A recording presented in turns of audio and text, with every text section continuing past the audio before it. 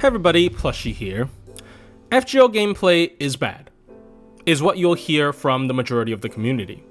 If you go ask anyone what's fun about FGO, what's good about the game, they'll always tell you the story's awesome, but the gameplay sucks. I have been against that point for a very long time, because if you just take a look at my channel, it's like 90% about gameplay. It's min-turn runs, it's solo runs, sometimes even free-to-play only runs, and even my reviews on a servant is obviously focused on its gameplay aspect. So I do believe FGO's combat is interesting. But these complaints are not unfounded. FGO combat is 10 years old, and by definition, it is outdated. They've definitely updated it throughout the years, like servant designs nowadays are a lot more cool than what they used to be. We have class change, like Kazo Drop. We have deck manipulation, like CL and Ruler Artoria. We even have install MPs or transformations, like Melusine or Aoko, right? So, and AoE attacking cards, again. There's just so many different things they've added to the game in the form of making more interesting servants. They've also made boss fights more interesting, like how ORT is a boss where you keep on going with the progress and you throw your entire roster at him. And in my opinion, an upgraded version of that concept, the most recent Yu Olga Marie quest, where you build 10 teams and you throw all of them at a singular boss. Both of these are like really good examples of how the game has evolved in terms of gameplay from a boss fight perspective. I also believe that the community's general disinterest in like endgame content, such as challenge quests and super recollection quests, is not just because they don't like to play the game, but it's also because the game doesn't give you any incentive to do them. For challenge quests, yes, you get a lore, but if you're not like super gameplay intensive, you don't need that many lores. And for super recollection quests, it's even worse. You get mana prisms. So why would you ever do that? It's not even an insane amount of mana prisms. It's like 500 or something. It's pathetic. So FGO's gameplay definitely has its own issues, but I also don't think it's as bad as people make it out to be. But again, it has its own issues. And with part 2 coming to an end, I know a lot of people is just waiting part 2 to end so they can quit the game. But there's also a lot of people like me who wants to keep on playing the game that they love, and also they want to keep their 120s because of sunk cost fallacy. But of course, FGO would probably need to majorly revamp their gameplay after part 2 to continue player interest. And I think it is unfortunately very unlikely for Lysengo to build something from scratch and completely overhaul the game. Because number one, FGO spaghetti code is a meme that isn't unwarranted, right? Like, we faced major repercussions from a bug that is about claiming rewards. Like, we didn't even actually get into the gameplay aspect. We're just claiming rewards, and that fucked it up because of FGO spaghetti code.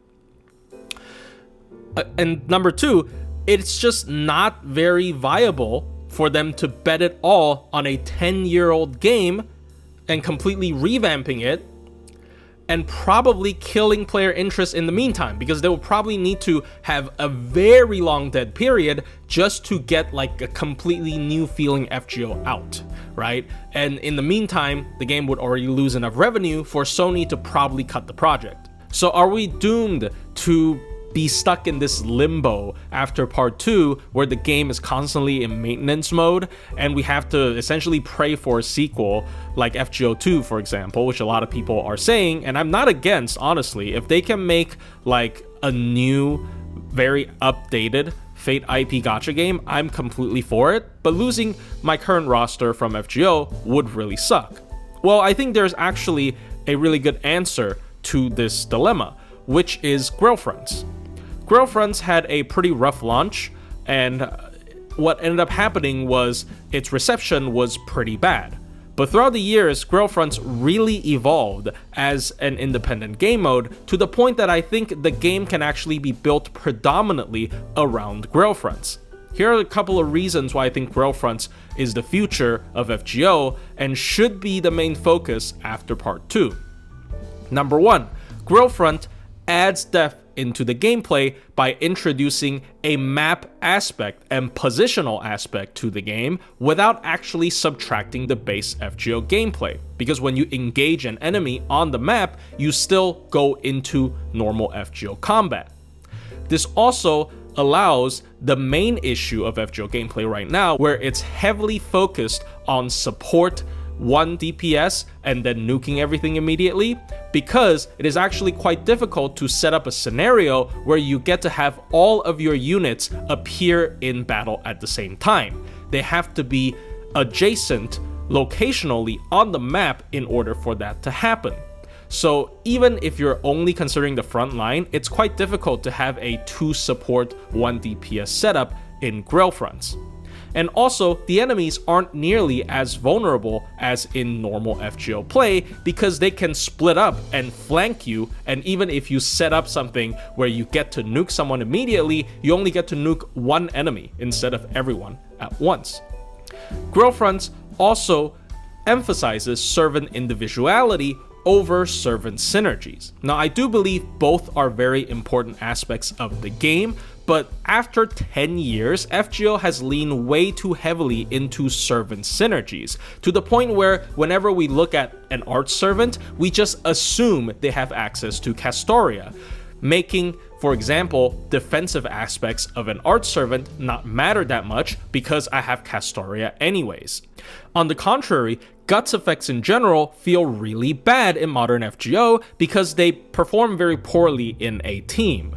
And I think in a Grail Front, because you will be forced to split up with your allies sometimes, but also join forces sometimes, it's a way healthier balance between solo play and team play, to the point that none of the skill effects are gonna be particularly favored or particularly unfavored.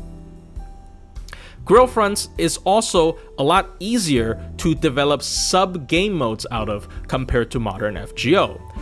The game definitely tried to shake up the formula during a lot of events especially, but what ends up happening is it's just like a slightly different way of farming, right? We see stuff such as the Gouda Gouda tea event, where you can brew tea for different stuff, the current rerun event where you complete detective missions for stuff, lotto events or raid events.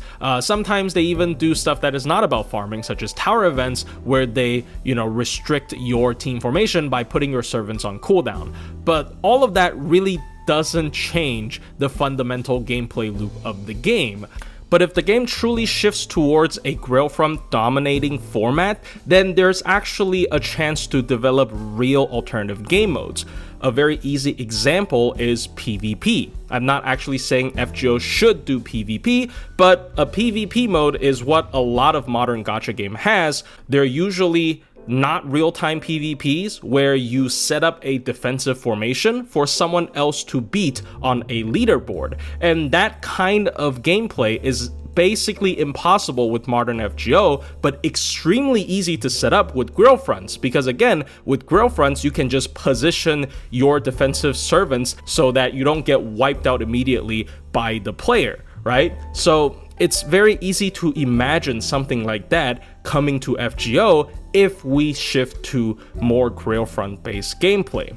Another mode that I hear a lot of my server members suggest to me is a roguelike mode. Now technically, current FGO gameplay does allow a roguelike mode where you probably fight an infinite amount of enemies, and after you clear a certain amount of waves, you get like a permanent buff you can pick, right? It is possible, but it probably gets dulled very easy. Compare that to if you get to explore a randomly generated Grail Front map after every stage. And also, the buffs that you get after every stage doesn't just have to be something that affects you within combat, it could also be a buff that affects you on the map. For example, maybe you get a permanent cost reduction for movement, because if you don't remember, it costs energy to take actions in Grail Front, where attacking takes energy and moving also takes energy, so they're kind of shared. You can choose either to move or attack or do both, but less of each. So they could do that. Maybe you permanently take less energy to move. Or maybe you get a one-time boost of movement for a single turn, right? So there's a lot more things to manipulate and make the roguelike actually feel interesting and make every run feel different if we're going with the Grailfront format as opposed to just modern FGO. Another thing I really like about Grail Fronts is how they distribute rewards. Currently, in most events, the way they distribute rewards, such as MP copies of a welfare, is just Lasengo makes up random 5 AP quests that technically has a gimmick to it, but is way too easy for most people to care. So what ends up happening is it just becomes a very tedious job where people bring their normal looping teams into it, and they would have to clear like 6 to 10 different one of these that is super not memorable just to complete the event. However, we've seen a more elegant way of hiding extra rewards in Grailfront events already. They would block the path to a treasure chest with an optional boss. This way, you can technically hide multiple of these high value rewards on a singular map. So instead of having to do a bunch of different weird stages, you just 100% a map and you get everything you need. I think that is a more satisfying as well as more elegant solution to how they can distribute multiple different rewards during an event. And finally, this one's inspired by one of my Discord server members, but if Lasengo truly wants to make Grailfront the main focus of FGO gameplay in the future, they can even add an extra part into a servant's kit, which only affects their behavior on the Grailfront map. For example, they can give Tiamat the ability to summon Chaos Tide around her location that can either give her a buff or give her enemies a debuff. This is a little bit ambitious though, because this means that Lasengo would have to retroactively add this type of map effect to all the servants that is already in the game, and there are 10 years worth of servants. So I'm not sure if Lasengo's up to that, but at the very least they can expand upon a different similar idea that they are already doing, which is class identity.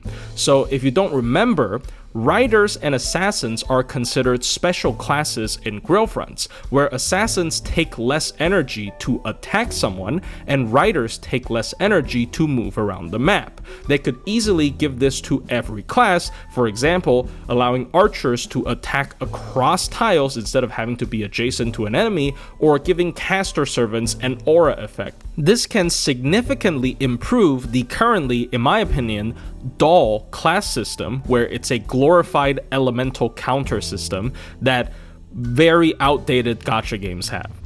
And finally, you might ask, Plushie, what gave you so much confidence in the Grailfront format? It's not the most popular thing ever, even to this day, and Lasengo uses it so sparingly that many people don't even remember it exists. Well, my answer to it is, of course, the Ptolemy event, or the Typhon Ephemeros event, and I believe this event truly demonstrates the infinite potential of the Grailfront format. They have even more map elements than before. For example, they have spawn points, where enemies would infinitely spawn unless you have a servant constantly stepping on that space. So it kind of introduces territory control type of gameplay, right? Kind of like a control point. There's also, if I remember correctly, interactable map elements that can change the pathway that is available. So for example, you can blow up a barrier and now there's a pathway through where it used to not have. So it's like a shortcut. So that's another thing they can do to make a map feel more interesting. But of course, finally, the final boss of the event, where you face off against Typhon Ephemeros, is what truly sold the idea to me. Where bosses are not just enemies that walk around the map that you have to hunt down, but instead part of the map. So as you can see here, Typhon Ephemeros is part of the map. Every couple of turns, she will nuke half of the map, and everything within range will take damage, including you and the enemy. And also, you have to interact with her core in order to actually engage in combat. But her core isn't always available. You have to wait a couple of turns for it to open before you get to actually engage with Typhon Ephemeros. And this is just something that is super cool because it doesn't just slow down the boss fight, it also allows you to set certain conditions before you get to actually fight the boss. For example, in a future event, they could make it so that only after you defeated a certain gate guardian enemy that you can interact with the boss, or only after you've dealt a certain amount of total damage against the trash mobs before you can interact with the boss, right? And finally, there's also interesting enemies on the final map, highlighted by this red mecha ball. It's basically a reskin of the Olympus enemy, but whenever the mecha ball actually kills you in combat, it would take both of your HP bars. If you don't remember, in Grail Fronts, all of your servants have 2 break bars, so the fight lasts a little bit longer. But if you get taken down by this enemy, it kind of just kills both of your bars. And this enemy really shows that how much strategy can go into a Grail Front, because when I first tried this map, the balls are positioned in very awkward places, and they're protected by a bunch of shadow servants.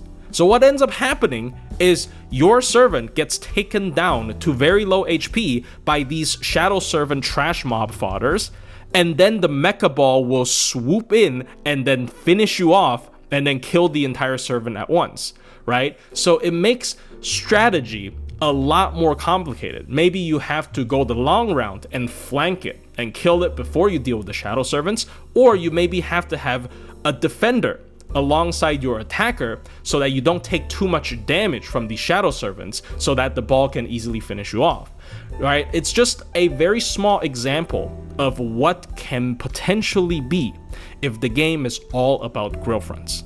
So anyways, thank you for coming to my TED Talk, Glazing Grail Fronts, and I definitely understand some people really don't like it because it feels a little bit too tedious compared to modern FGO, but I think this can truly shake up how the game feels in a fundamental way.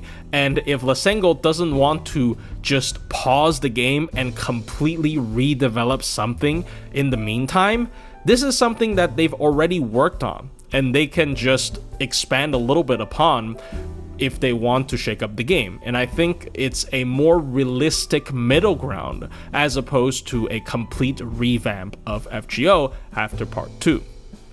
So yeah, see you guys in the next one, and super hype for Audio Call 4.